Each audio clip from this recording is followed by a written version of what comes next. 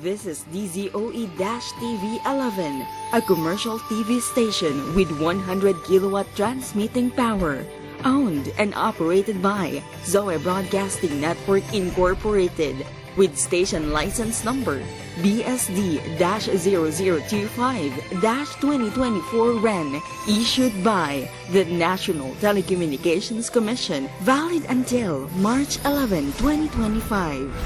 Zoe TV 11 studios are located at the 22nd floor Strata 2000 building, Emerald Avenue, Ortigas Center, Pasig City, with transmitter at Barangay San Roque, Antipolo City. Zoe TV 11 operates under the supervision of the following professional electronics engineers duly licensed by the Professional Regulation Commission. Engineer Antonio T. Soriano, PECE number 42. Engineer Vincent G. Ronquillo, PECE number 1199, and carried out by the following electronics and communications engineers and technicians, duly licensed by the Professional Regulation Commission and National Telecommunications Commission. Engineer Rachel Ann S. Roque, PCE number 66327. Engineer Jed Ellison C. Zapanta, ECE number 62739.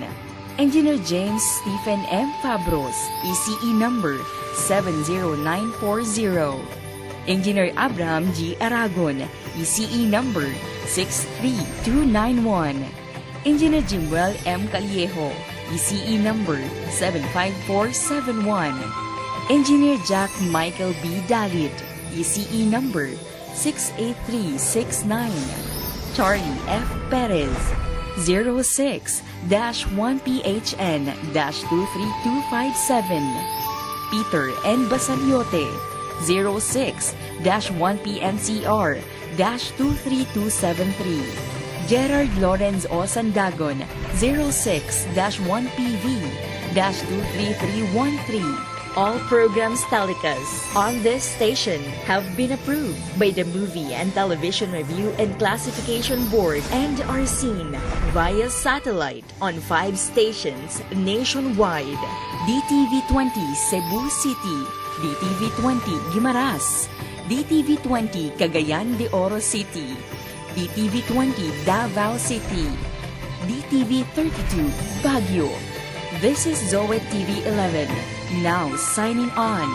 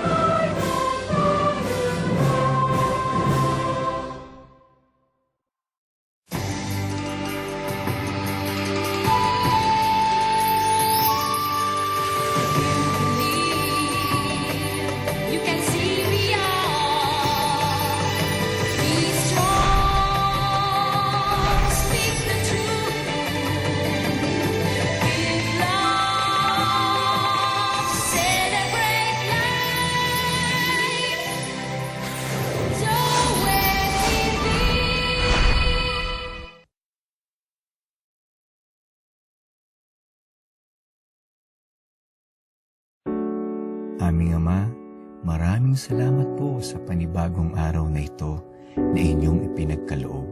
Salamat po sa bagong lakas, sigla at biyaya na patuloy ninyong ibinibigay.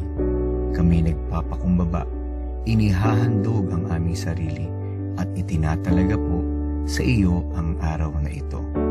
Dalangin po namin na kami maging daluyan ng buhay, paglilingkod, pagpapala at liwanag sa nakararami.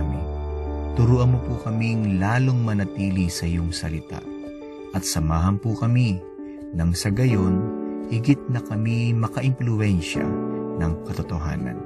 Kasihan mo po kami ng iyong Santong Espiritu upang lalo naming maisulong ang iyong kaharian at katwiran saan mang dako mo po kami dalhin.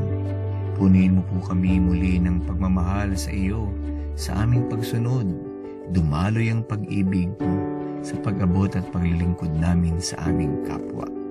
Tulungan po kaming maging matapat sa lahat ng aming kilos at salita at makita ang integridad sa lahat ng aming ginagawa.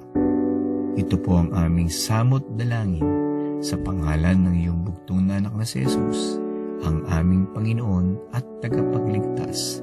Amen.